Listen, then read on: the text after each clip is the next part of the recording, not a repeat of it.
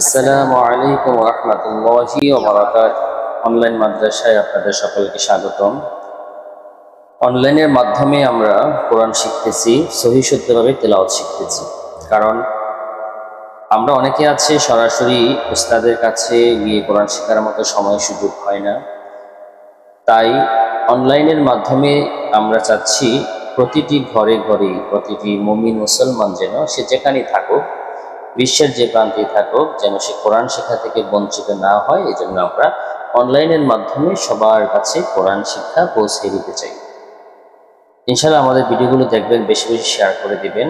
যারা একেবারে কোরআন পড়তে পারেন না, আমাদের ক্লাসগুলি প্রথম থেকে শেষ পর্যন্ত দেখলে আপনিও শিখতে পারবেন।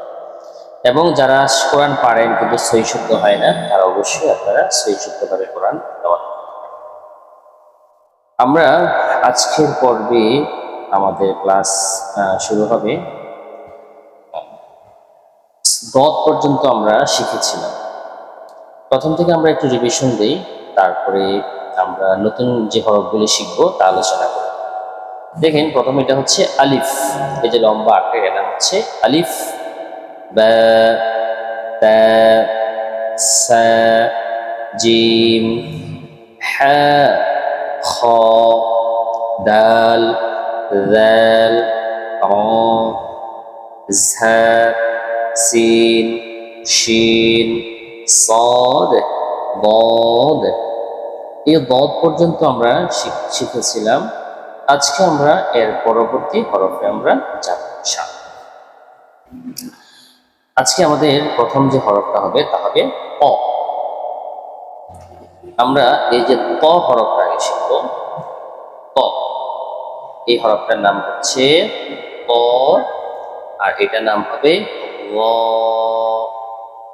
ক এবং র। দেখেন, এই যে ত বললাম, তরা কিন্তু খালি, তো এর মধ্যে কোনো কিছু নাই। আর এই যে র বললাম, এ ঠিক ত এখানে লিখে উপরে একটা নোক্তা হলো, এটা নাম হয়ে গেল র। র র বলবো আমরা, অনেকে আমরা বলি এটা তোয়া জোয়া। এটা তোয়া জোয়া হবে না, হরফটার নাম হবে ত। হরফটা ইস্তিলা হরফ, এটা মোটা হবে। হরফের নাম হবে ত, আর এটাও মোটা হবে, এটার নাম হবে র। র, ক, র, ক, র। এবার দেখেন পরবর্তী হরফে আমরা যাই, এটা হচ্ছে আইন। এটা হবে আইন, এটার নাম হলো কি আইন, আর এটা হবে গইন। তাহলে এই যে দেখেন, আমি মার্ক করে দিচ্ছি, এই যে আইন আর এই যে গইন, এই দুইটা হরফ কিন্তু একই রকম লিখতে গেলে। আমি যদি একটু আপনাদেরকে দেখাই, এই যে নোক্তাটা, ধরুন আমি নোক্তাটা মুছে ফেললাম, নোক্তাটা মুছে দিলাম। আবার এখানে গয়নের নকটাটাও আমি মুছিয়ে দিলাম, গয়নের নকটাটা আমি মুছে ফেললাম। এবার দেখেন তো, এই যে এটাও ত, এটাও ত, এটাও আইন, এটাও কিন্তু আইন, একই রকম হয়ে গেছে সবগুলো। এখন শুধু নোক্তা দিয়েই হরফটা পরিবর্তন হবে। ত, এটাও কিন্তু ত, উপরে একটা নোক্তা হয়ে গেলে এটা হয়ে যাবে র। এটা আইন, এটাও কিন্তু আইন, শুধু উপরে একটা নোক্তা দিলে আইন হয়ে যাবে গইন। তাহলে হরফ পরিবর্তন হচ্ছে নোক্তার মাধ্যমে, লিখতে কিন্তু একই রকম, নোক্তার মাধ্যমেই হরফটা পরিবর্তন হয়ে যায়। তাহলে আমরা শিখলাম এই দুইটা হরফ, ত, গ, আইন, গইন। আবার বলি ত, মোটা হবে ত, তারপরে হবে গ, আইন, গইন, এটা হবে গইন। অনেকে গইন বলে, গইন, এটা গইন হবে না, এটা হবে গইন, গইন।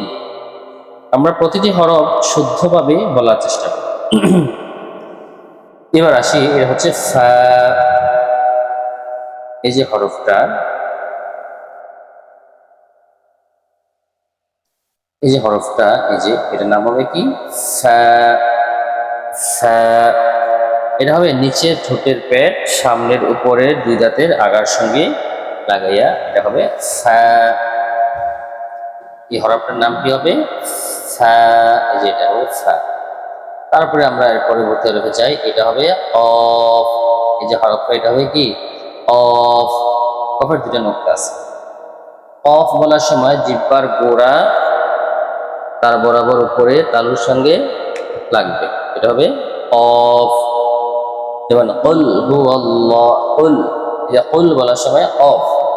তারপরে মুস্তাকিম, ইহদিনাস সিরাতাল মুস্তাকিম, এই যে মুস্তাকিম এটা কফ।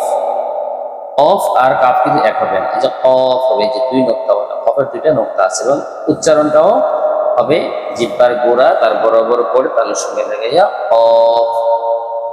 আর এটা হবে কাফ, এই যে এটা হবে কি কাফ। তাহলে কাফ, কাফের উচ্চারণ কয় বাংলা কয়ের মতো কাফ। কাফের উপরে জবর হলে কাফ জবর কা হয়, আর কফের উপরে জবর হলে কফ জবর ক হয়। তাহলে এটা হবে কফ আর এটা হলো হবে কাফ। আমরা আবার শুরু ভালো করে, কফ তারপর হচ্ছে কাফ। এই যে এটা বসির মতো, এটা হবে লাম, এই হরফটার নাম হবে লাম। এটা হবে মিম, এই হরফ, এটা হবে মিম। আর এই হরফের নাম হবে নুন, এই যে হরফের নাম হবে নুন। তারপর এটা হবে ওয়াও, এই যে হরফ, এর নাম হবে ওয়াও। এটা হবে হা, এটা হবে হামজা, আর এটা হবে ইয়া। তাহলে আমরা আবার দেখি যে এখান থেকে আজকে শুরু হয়েছিল ক থেকে, তাহলে ক, কটা মোটা হবে ক,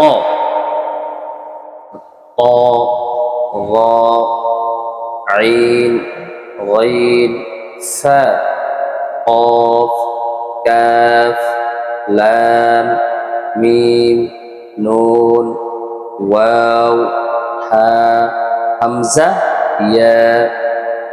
তাহলে আমরা একটু উপরে যাই প্রথম থেকে, আবার আমরা পড়ি। আমাদের আজকে পরিপূর্ণভাবে আলিফ থেকে ইয়া পর্যন্ত হরফগুলি শেষ হয়ে গেল। তাহলে প্রথম হরফটা কি ছিল? আলিফ।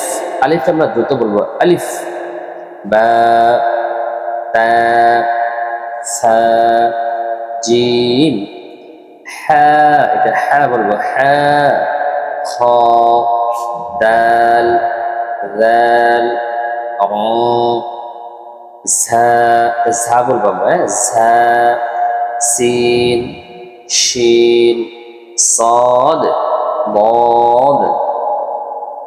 তারপরে ক, গ, আইন, আইন বলবো না, আইন, গইন, ফা।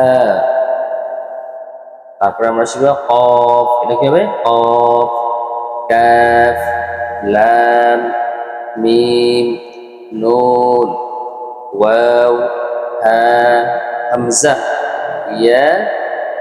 তাহলে আমাদের পুরোপুরি আলিফ থেকে ইয়া পর্যন্ত হয়ে গেল। তাহলে আমরা এই ভিডিওটার মাধ্যমে আমরা আলিফ থেকে ইয়া পর্যন্ত শেষ করে দিলাম। এরপরে আমরা পরবর্তী ক্লাসে এই হরফগুলি শব্দের শুরুতে কিভাবে আসবে, শব্দের মাঝখানে কিভাবে আসবে, শব্দের শেষে কিভাবে আসবে, আমরা তা নিয়ে আলোচনা করব। তো আমরা বাচ্চাদেরকে যখন পড়াবো, এই ভিডিওটা যখন দেখাবো, আমরা ধরে ধরে তাকে বারবার দেখাবো যে কিভাবে হরফগুলি উচ্চারণ করতে হয়, কোনটার নাম কি। এগুলি যদি আমরা করাতে পারি, ইনশাল্লাহ আমাদের বাচ্চারাও সেই শুদ্ধভাবে শিখতে পারবে। আমরাও যারা পারি না, এই ভিডিওর মাধ্যমে আমরাও ইনশাল্লাহ শিখতে পারবো। তো আমাদের এই ক্লাসগুলি আপনারা ধারাবাহিকভাবে দেখবেন। আশা করি সকলেই সহিষ্ণুভাবে কোরআন শিখতে পারবেন। আমাদের একটাই লক্ষ্য যে আপনি ঘরে বসেই যেন পরিপূর্ণভাবে কোরআন শিখতে পারেন, এটাই হচ্ছে আমাদের লক্ষ্য। তো আপনারা সকলে ভালো থাকবেন, আমাদের এই ভিডিওগুলো শেয়ার করে দিবেন এবং পরবর্তী ক্লাসগুলি আপনারা ধারাবাহিকভাবে দেখবেন। আল্লাহ তাআলা আমাদের সকলকে সহিষ্ণুভাবে কোরআন তেলাওয়াত করার তৌফিক দান করুন। আমিন। আসসালামু আলাইকুম ওয়া রাহমাতুল্লাহি ওয়া বারাকাতুহু।